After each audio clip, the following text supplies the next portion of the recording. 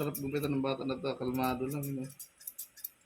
Walang iyak. Nawala na yung pagiging aggressive niya. Di ba aggressive siya na nakaraan? Nawala ng sakit eh. Tapos na din ata yung pag-ano niya.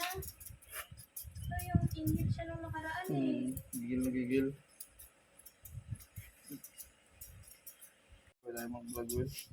Ayaw mo maging vlogger. May kat din mo na kayo makilala.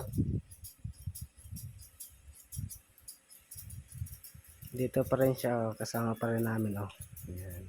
Si Boy Kas. Okay.